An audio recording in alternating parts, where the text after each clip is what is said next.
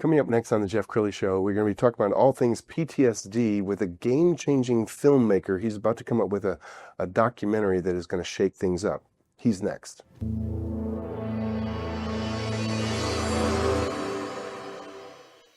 Many are predicting that the worst is yet to come, which is unfortunate, said one person here. Until now, they've enjoyed the reputation of being the nation's icebox. Watched a burglar in his home this morning by webcam. As a journalist of over 25 years, stories are what make my world turn. Reporting live from the Dallas newsroom tonight, Jeff Crilley, Fox 4 News. But in 2008, I took the jump from my familiar life and started a PR firm from my home. We're talking about anyone with a camcorder like the one I'm using becomes a television network. We started slowly growing the company, and we now have over 100 clients, and we've branched into the world of live digital broadcasting. I now own 8 different TV studios and have a huge team, and the stories that I now get to share are sometimes the most important of my life. Life has a funny way of coming around full circle. This is the Jeff Crilley Show. Well, we hear a lot about PTSD on the news. What we don't hear a lot about is PTSI. That's post-traumatic stress injury. And there's a difference. Joining us in studio is an amazing filmmaker, a good friend, Dr. Charlie Powell is on the studio. Thanks for coming on the show. Oh, Jeff, it's always great to be here, man. Yes. I was joking earlier, and I said you were my oldest friends in Dallas, but you're more, longest longevity friends since I've been here in Dallas, right? Thank you. In my mind, I'm still 20. So, you are, and I am too, sir. Well, we've known each other for a long time, and something that you hadn't told the world until recently is during your 16 years in the military, you had some adverse effects. Yeah, I did, and it's interesting. So I moved here to Dallas in 2005, but I'd been in the military for 16 years prior to that. And I hit it so well, you really didn't even know much about my military career, right? I didn't talk about it much, but no, I was 19 when I joined the Army. I needed to join because I needed to pay for college somehow. My mom and dad were great. They gave me everything I needed for core values and principles and priorities, but needed some help with the educational side of things. So I joined, and the day I graduated as a combat medic was the day that Operation Desert Shield became Desert Storm. Wow. Yeah. So anyway, 19-year-old grows up really fast. And, from there, I went to college using the GI Bill. I got accepted to medical school. I got a scholarship from the Navy, so I switched to the Navy. And I spent a total of 16 years in between the two. All right. When did you first know something wasn't right? That's a good question. I usually say around 2007. But really, when I think about it, there were some times, especially in my final years in the military, that I just was a little down, or a little cranky. And we go through those bouts, right? In fact, 55% of Americans will experience a mental health issue at some point in their life.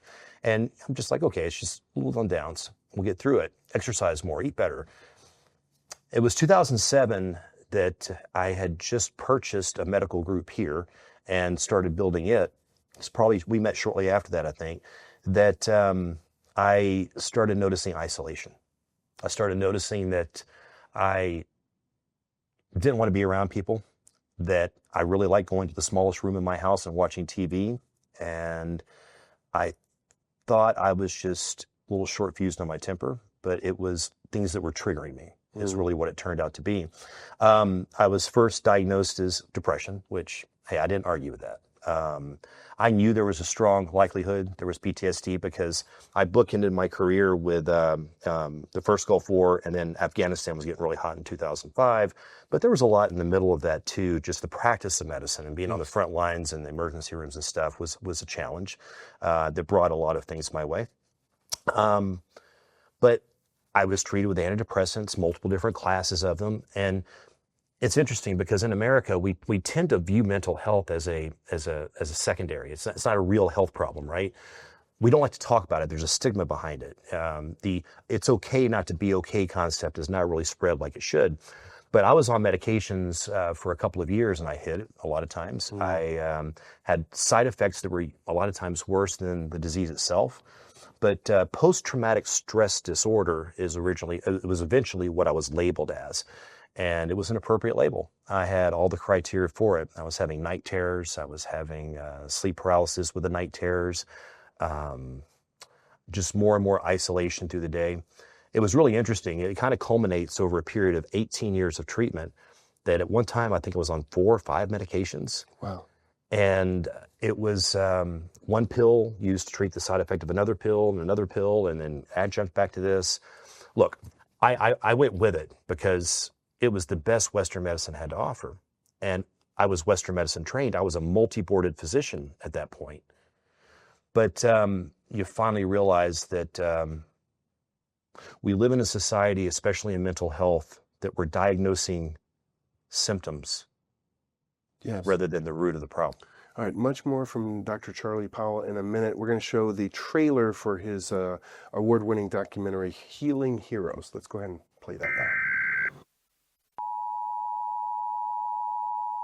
Watching this trailer, honoring our fallen, millions of our nation's heroes with invisible wounds are forsaken. They need you.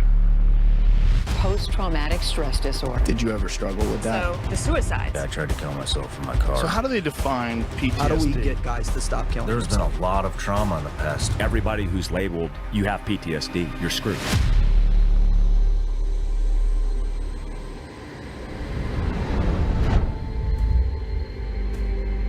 The desert here represents to me so much about where I was in my mind. The vastness, the harshness, the extreme conditions, the isolation, and the loneliness, thinking you're out there all by yourself.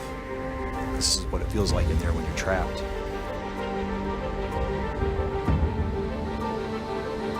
This place is here, and I come here to remember that I got out, but we have to go back in to find the others. It's time to bring them home.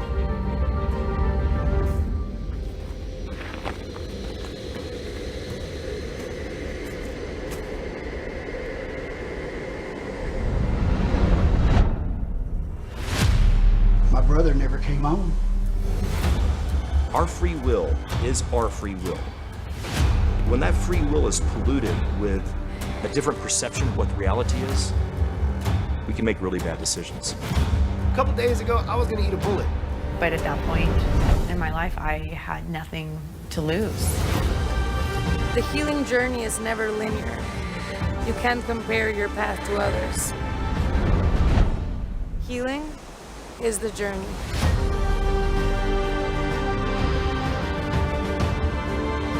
Watch these 6 courageous people go through a journey of life in 10 days that became the most satisfying 10 days of my career, all to watch the changes they went through.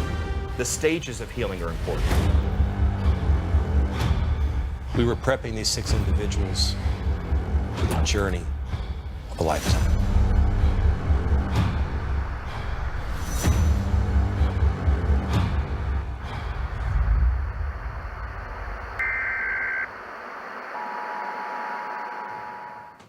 All right, so many questions. What a great trailer. I can't wait to see it. What are some things people are going to experience when they see this? So realize my journey was, after 18 years of this, I got to a point in my life where I had just sold my biggest business and did really well with it. It should have been the American dream, but for me it was the American nightmare because I was miserable. I was in the darkest place in my life.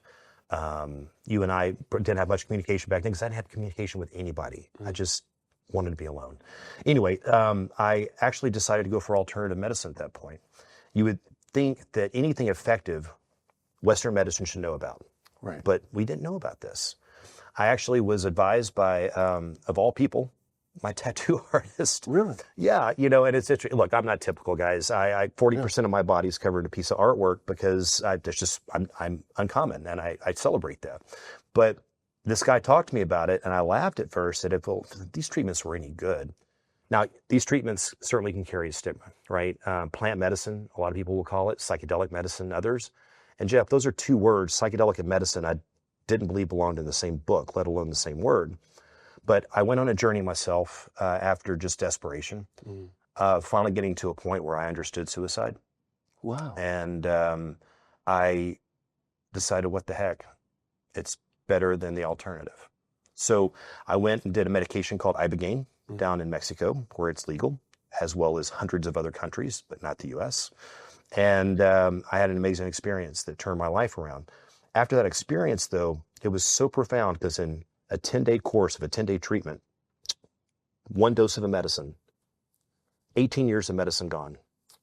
And I was better than I had been ever before. Okay, help unlock that mystery to people who aren't familiar with psychedelics. It strips away your ego, so you're actually able to reach a truth about yourself that, absolutely, 100 hours of therapy couldn't reach. No doubt about it. We tend to wall off our traumas. Now, traumas don't have to be, look, people mislabel PTSD as something that's special forces or even military and combat, but it's not. It's life. A trauma is something that comes at you that's abrasive to your way of thinking or to your daily stuff, that comes at you too fast, too much, or too soon in life before you have the tools to process it. So for some people, it's just, I've had women with traumatic childbirth get PTSD, believe it or not. And it's one of those things that, wow, something that's so natural, but it could lead to that, but they just didn't have the tools to process what they went through. Yes. So anyway, we wall that stuff off, and what the psychedelic plant-based medicines do, they break down those walls, those barriers. You mentioned the ego.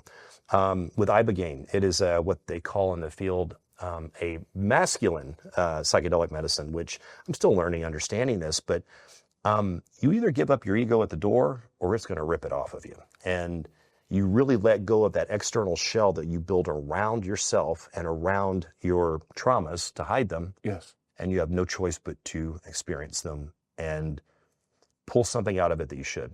Here's something I learned from this. You've experienced a lot of hard times in life. Everybody does. It's a human experience. Sure. I'm grateful for all of them because they made me who I am now. But you finally understand when you get through this that life has a message for each of us every time one of those hard times come. And it's real simple. I'm sorry, and you're welcome. Once you understand that, once you have a hold of that, you suddenly are able to let go of a lot of these traumas. Wow. But a lot of times you have to face them again, go through them again, and the experience allows you to do that. Wow. Okay, we're going to pull up the website, and as we scroll down the website, you kind of alluded that, you don't have to have gone to war to experience PTSD. We all have trauma. It could be loss of a loved one. It could be loss of a marriage. How many people in America do you think are suffering some version of PTSD? So if you look at just military and veterans, there's estimated 3 to 4 million. That's the populations of Phoenix and Philadelphia. Wow. Right? Now, if you look at the rest of America, it's estimated around 13 million. But I challenge that. Here's the reason why. In medicine, it's gotten so truncated in office visits that we are just quick to label the symptom, the depression, the anxiety, the insomnia, the anger. And we're not really putting it all together and seeing that this is a conglomeration of what's called PTSD. Now, PTSI, post-traumatic stress injury, is an evolving term that I really like because it really makes you understand what life is all about. Let me explain that, because when I came back, I had a lot of doctor friends that turned away from me. They were like, you just ruined your career. You ruined everything. I'm like, didn't need it. I'm good. I've got a new purpose in life. But now 2 years later, they're like, holy cow, man, you're like the best version of yourself we've ever met. I'm like, thank you. That's a huge compliment, right? But post-traumatic stress injury could be a lot of different things. And when these doctors come to me and they say, so what is all this? I'm like, look, somebody comes to you with depression or anxiety. What broke in the human body for that to happen? What enzymatic process, what aging process, what DNA breakdown, what insult to the body system happened? They're like, well, it's nothing physical. It's stress, loss of a loved one, loss of a job. I'm like, trauma. Right? Big T, little t is what we call it in the space. And it's the basis to almost all of the mental health issues we see in our country. Interesting book called Tribe. The last name is Younger. The book is a quick read. I highly recommend it. But did you know that Western society has 7 to 8 times the amount of mental health issues that third world countries do? Really? Yeah. 2 things we lose: community and purpose. Right? Pandemic didn't help us much on that. But you couple all of that in with the rising numbers of drug use, rising numbers of mental health issues that aren't being addressed appropriately. It's just a powder keg. It really is. We have about 2 minutes left. So final thoughts. I sense that you're leading a movement. So when I got done with my experience, I was in a little bit of dismay as to why I didn't know about this in 26 years of practice, and I stumbled across it. So the movie Healing Heroes, No Mind Left Behind is there to help educate people and say, look, there are alternatives out there. This isn't the right medicine for everybody. It's powerful medicine. And let me tell you firsthand, I've seen the negative sides of this too, but I've seen more positive that I still way stand behind it when in the hands of the right people. And not everybody needs it, but we're not getting to the root of this stuff. We're not getting to the stages of healing that need to happen. And the role of the movie that's coming out this fall is to sit there and open up people's minds by way of the heart of telling the story of 6 of this nation's heroes that I rescued and we brought down on set. We ran them through the same program, similar program that I've been through. We follow them for the full year afterwards. And it's an amazing transformation that has been the highlight of my career. There's never been a documentary like this. Nothing. No. No. Incredible. We can't wait to see it. Let's go ahead and end with his website, which is healingheroes.com. The great Charlie Powell. Thanks for coming on the show. Jeff, thanks, buddy. Good to see you. That's it for now. We'll see you next time.